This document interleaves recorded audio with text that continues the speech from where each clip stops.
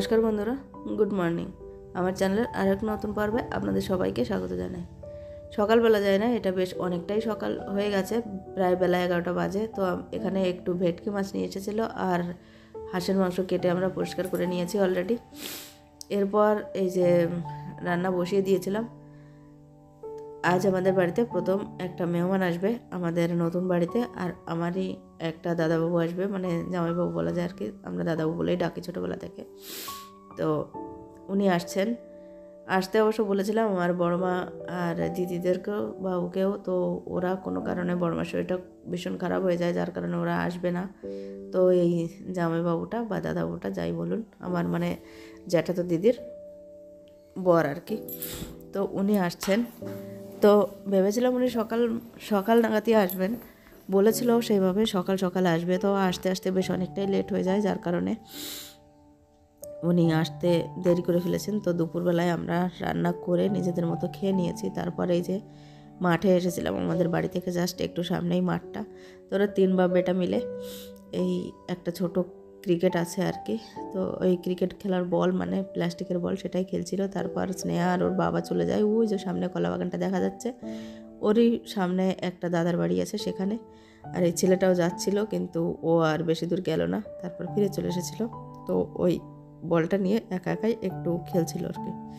আমি বসেছিলাম, শরীরটা খুবই খারাপ লাগছিল, আর রোদ বেরিয়েছিল, সেজন্য মিষ্টি মিষ্টি রোদে বেশ ভালোই লাগছিল, সেজন্য আমি এই রাস্তার ধারেই বসেছিলাম। তারপর দাদাবাবু এলো, বেশ অনেকটাই লেট হয়ে গেছিলো। তো এখানে আমি একটু ডিমের অমলেট করে নিয়েছি, কেননা দাদাবাবু বলছিল যে উনি মাংস খাওয়া ছেড়ে দিয়েছে, 4-5 বছর হয়ে গেছে। একটু ভেটকি মাছ ভেজেছি, মাছের তেল, আর এখানে মাংস তো রান্নাই করা দেখিয়েছিলাম, আর আছে একটু দই মিষ্টি, আর দাদাবাবু এই যে মিষ্টিগুলো নিয়ে এসেছে। আমাদের অবশ্য আলাদাভাবে মিষ্টি নিয়ে এসেছিলো, এই যে দাদাবাবুকে খেতে দিয়ে দিয়েছি। উনি মাংস খায় না, যার কারণে একটু ডিমের অমলেট করে দিয়েছি। তো দুই ভাইরা ভাইকে একটু ক্যামেরাবন্দি করে নিলাম। আমাদের বাপের বাড়ি বংশের সবথেকে বড় জামাই এটা, মানে আমাদের সবথেকে বড় দিদির বর আর কি। তো উনি খাওয়া দাওয়া করে চলে গেছিলেন। ওনাকে একটু পেট্রোল পাম্পও আমাদের বাড়ির পাশে যে খনিটা সেটা দেখিয়ে দিয়েছিলাম, কেননা উনি বলছিলেন কথায় কথায় যে আমরা শুনেছি অশোকনগরে পেট্রোল পাম্প পাওয়া গেছে খনি।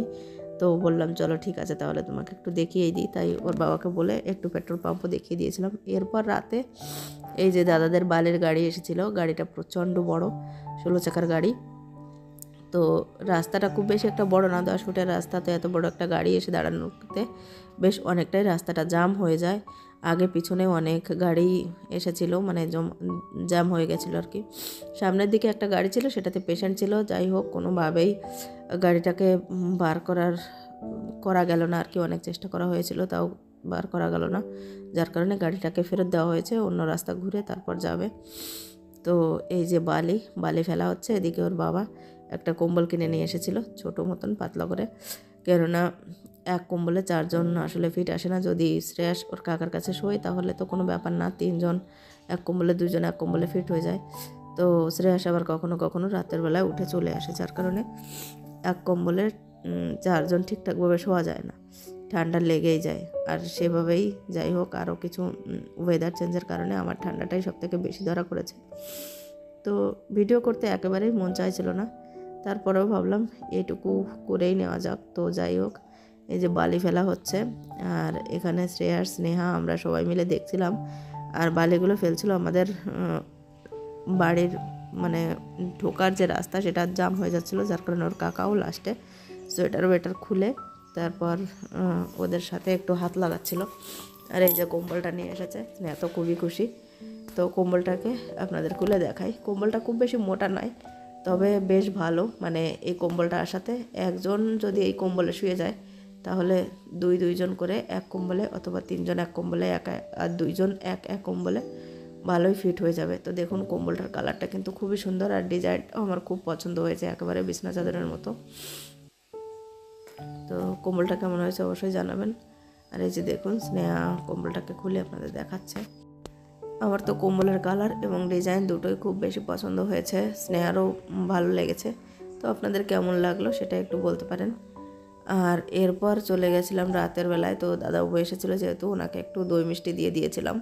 তো বাকি যে দইটা ছিল, এখনও অবধি কলকাতায় এসে দই খাওয়া হয়নি, তাই একটু দইও খেয়ে নিচ্ছিলাম, আর শ্রেয়াসকেও একটু দই খাওয়াচ্ছিলাম।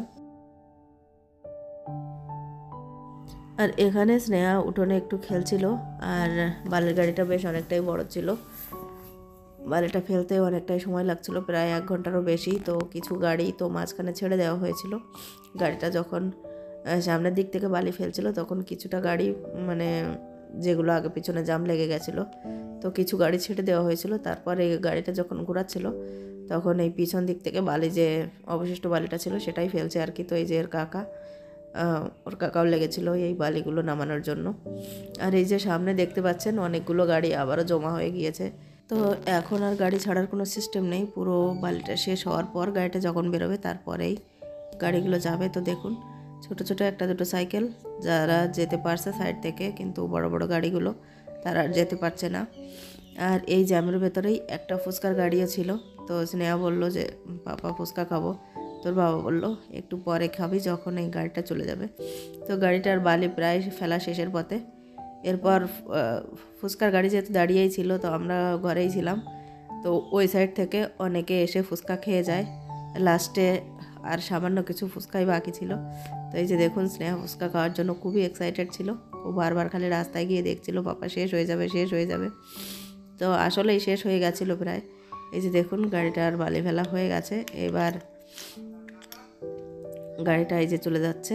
এরপর আমরা গেছিলাম ফুচকা খেতে, তবে ফুচকা সত্যি একেবারেই শেষের পথে ছিল, খুব কষ্টে মানে অনেক কষ্টে আর কি। স্নেহা আর আমার মিলে 20 টাকার ফুচকা হয়েছিল, 10-10 টাকার।